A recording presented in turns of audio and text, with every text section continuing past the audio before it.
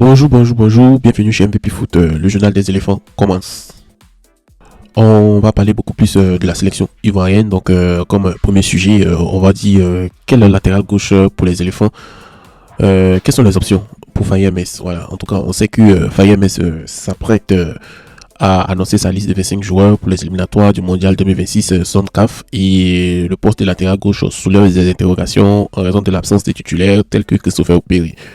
On a 4 joueurs qui sont en concurrence et je vais vous énumérer ces 4 joueurs. On a Clément Akpa, 23 ans, qui évolue à l'âge Auxerre, qui est très performant avec Auxerre, qui brille en tant que défenseur latéral et il brille défensivement qu'offensivement. Donc il semble être un choix logique. On a aussi Hassan Kamara qui a 30 ans, défenseur de Udinese, qui est très en forme et il a déjà participé à une CAN et il a déjà été intégré sous Fayez Mess. Donc il a de solides arguments aussi. On a aussi Ghislain Conan, 29 ans, Burgos FC 2 Espagne. Il est expérimenté, mais son problème, il manque un temps de jeu après un passage en Arabie Saoudite. Il a joué qu'un seul match, donc s'il est retenu, on le voit comme remplaçant, mais je suis pas trop sûr. Voilà. Comme quatrième option, on a Ibrahim Chester Diallo. En tout cas, il est très performant aussi depuis la Croatie. Et on a Ivan Rakitic avec Gennaro Gattuso qui est son entraîneur. Ivan Rakitic qui est croate, il connaît bien le championnat croate et qui l'adore. Donc, il a déjà joué sous les ordres de Fayez Mess. Il a déjà participé à une CAN, il a remporté la CAN même s'il n'a pas joué. Bon, c'est tout ça là qui font que le coach a 4 choix et il va devoir trouver un équilibre entre forme actuelle et expérience. Akbar et Hassan semblent être des choix plus sûrs. Akbar, lui, il est en pleine ascension. Il pourrait profiter de cette opportunité pour s'imposer. Kamara, lui, il est plus expérimenté dans l'équipe. Et il pourra être, peut-être, s'il y a un match compliqué, Kamara va pouvoir jouer. S'il y a un petit match, Akbar va pouvoir jouer. En tout cas, maintenant, quant à Conan, son manque de temps, de jeu, de rythme pose question. Son vécu en sélection peut rester pesé par la balance. Et le coach aussi pourrait privilégier Akbar et Kamara. Aussi, il pourrait privilégier aussi Chester Diallo. Donc, chers amis, parmi ces 4 noms, lesquels vous préférez? Dites 2 en commentaire. C'est tout ce qu'on veut savoir.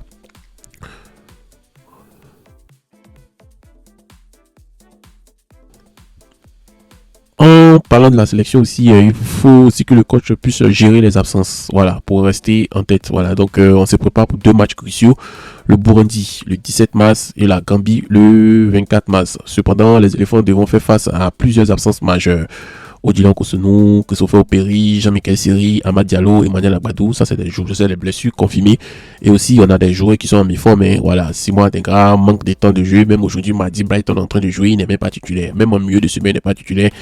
Sébastien Haller aussi, qui est moins performant cette saison, les buts s'éloignent de lui. Voilà, donc malgré ses difficultés, la Côte d'Ivoire est leader avec 10 points, mais le Gabon a 9 points, le Burundi a 7 points. Et il reste en embuscade. Donc ces absences représentent un véritable défi pour le sélectionneur qui devra faire face à des choix stratégiques.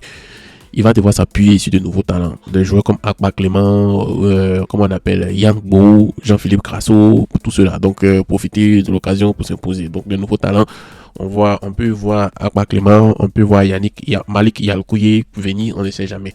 Aussi, il peut expérimenter tactiquement, il peut modifier son système de jeu pour compenser les absences défensives. Voilà. Et puis aussi, il peut miser aussi sur l'expérience avec les cadres comme Franck Kessié, Seko Fofana qui vont devoir jouer un rôle clé dans la stabilité de l'équipe. Donc, la gestion de cette situation sera déterminante pour assurer la qualification et conserver la dynamique victorieuse des derniers mois.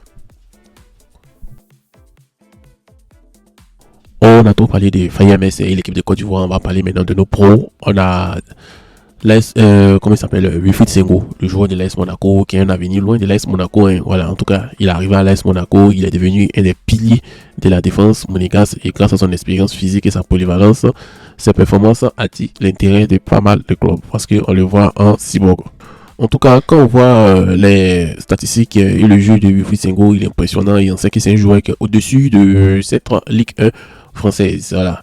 En tout cas, on a l'ex-international ivoirien Zoroma qui s'est exprimé à son sujet dans un entretien avec Africa Foot. Selon lui, Senghor a déjà prouvé sa valeur en Ligue 1. Il pouvait viser un challenge plus ambitieux et il y a plusieurs options qui s'offrent à lui. Voilà.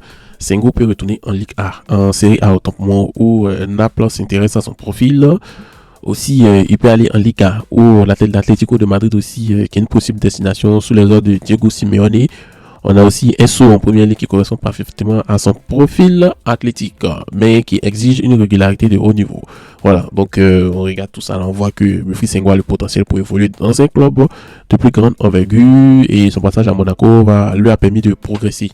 Mais son départ vers un championnat plus compétitif pourrait être une bonne option pour franchir un nouveau palier. Donc la première ligue serait idéale pour exploiter sa puissance et sa vitesse, mais il devra s'adapter et rester constant.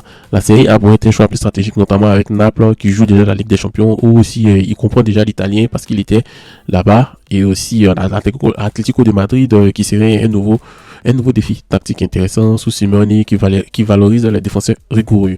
En tout cas, si une opportunité solide se présente, Senghor devra envisager un départ, mais à condition de choisir un club où il aura un temps de jeu et un rôle clé dans l'équipe. Qu'est-ce que vous en pensez? En tout cas, Senghor doit rester performant parce que y en a un latéral droit qui est le plus précis d'Europe. Voilà. On va parler de Guelatoui, défenseur du SC Strasbourg, qui impressionne cette saison. Il est en train d'impressionner, il est en train de monter en puissance. Et il impressionne cette saison par sa qualité de passe et son impact défensif. Voilà, avec 480 passes réussies, 92,6% de précision, il est le défenseur le plus efficace des 5 championnats européens dans ce domaine. Loin devant des références comme Josko Guaviol de Manchester City qui a fait 450 passes. Et aussi, vous voyez, Guelato, c'est normal qu'il soit fort. Lui, il est un défenseur, son petit frère, c'est un attaquant. Donc, à la maison, là-bas, il y a un qui attaque, il y a l'autre qui défend. Maintenant, on connaît son petit frère, on sait que son petit frère, c'est quelqu'un qui dribble mal. Donc, il a tellement mal dribblé son grand frère que son grand frère a pris les techniques de défense. Voilà, il a pris les vrais jutsu de défense. Donc, en 2114 minutes jouées, il a également remporté 59,7% de ses duels et ça confirme ainsi son statut de l'un des arrières droits le plus solide de Ligue 1. De plus, 40% de ses passes sont des centres. Voilà, et pour sa capacité à être décisif offensivement. Voilà. Bon, il réalise une belle saison, impressionnante. Il démontre qu'il peut rivaliser avec les meilleurs latéraux en Europe. Sa précision de passe, sa solidité défensive font de lui un joueur clé de Strasbourg. Son volume de jeu et sa justesse technique indiquent qu'il pourrait rapidement intéresser les clubs plus huppés. Je me dis que s'il continue comme ça, parce que c'est un joueur du Chelsea, c'est Chelsea qui a prêté à Strasbourg, il va retourner à Chelsea. Ensuite, il a une très bonne capacité à centrer avec précision. C'est vraiment un atout majeur, notamment pour les équipes qui jouent avec des attaquants physiques. S'il maintient cette régularité, il pourrait être une option sérieuse pour l'équipe nationale et Senghor va passer défenseur. Et certains Ivoiriens en commentaire ont dit que Kela devra jouer latéral droit, Senghor va jouer défenseur pour combler l'absence de Dylan Kosono et Agbadou. Donc, à 21 ans déjà, son avenir est prometteur et il pourrait très bientôt franchir un cap avec des clubs. Je me suis trompé. On va parler d'Ibrahim Diakité, le nouveau patron de la défense de la SEC. Voilà. À 20 ans, Ibrahim Diakité s'impose comme un des piliers de la défense centrale de la SEC Mimosa. Il a été formé à l'Académie Mimo Sifcon. Il enchaîne des prestations solides, impressionne par sa maturité, son impact défensif. Ses performances ne passent pas inaperçues. Des clubs français, algériens s'intéressent déjà à lui, signe de son potentiel grandissant. Il est en train de franchir un cap important dans sa jeune carrière. C'est vrai que Ibrahim Diakité, c'est un défenseur en pleine progression. Il pourrait bientôt s'exporter vers l'Europe ou d'autres championnats plus compétitifs. Franchement, les Mimos aiment son calme et sa solidité défensive qui font de lui un joueur précieux pour la SEC. Et un départ à l'étranger pourrait être une belle opportunité. Mais il devra choisir un club qui lui garantit un temps de jeu et de continuer à progresser.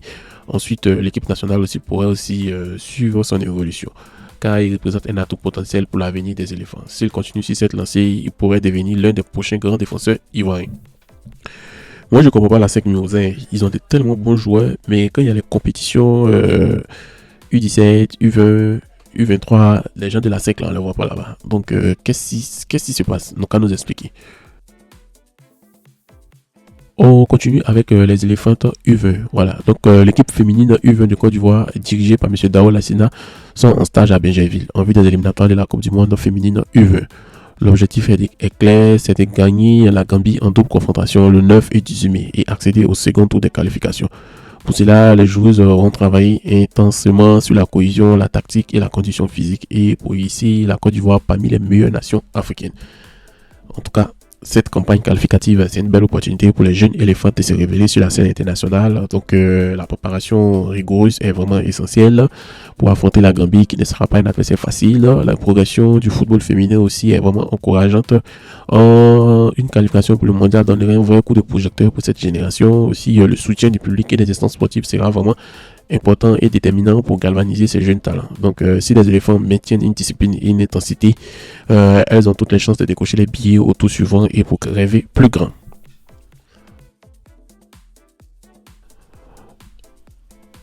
On va terminer avec une pépite, Elie Youan, que Wolfsburg le veut et le Celtic de Glasgow est en embuscade. Voilà, c'est Elie Youan, c'est un ailier gauche, l'un des joueurs les plus talentueux de la premiership écossaise. Il suscite un vif intérêt des équipes en Europe. Voilà, et donc il serait en pole position. Il y a Wolfsburg, qui est un club allemand, qui serait en pole position pour le recruter, tandis que le Celtic de Glasgow reste à l'affût pour tenter de le conserver. En tout cas, il est bon, il a une vitesse, il a une technique, il a une explosivité qui font des atouts, qui sont ses atouts en fait. Donc, ce qui explique l'attention qu'il reçoit de plusieurs clubs européens. Donc, il a un tournant de sa carrière, un départ avec Wolfsburg en Bundesliga pourrait lui permettre de progresser dans un championnat plus compétitif, tandis qu'il restait au Celtic pourrait lui garantir un rôle clé et une stabilité. Bon, c'est ça. Donc, qu'est-ce que vous en pensez? En tout cas, s'il veut franchir un cap et viser une place en sélection ivoirienne, il doit accepter des challenges et des très belles opportunités. Donc, chers amis, merci d'avoir regardé MVP Foot. On se dit à tantôt pour un autre journal des éléphants.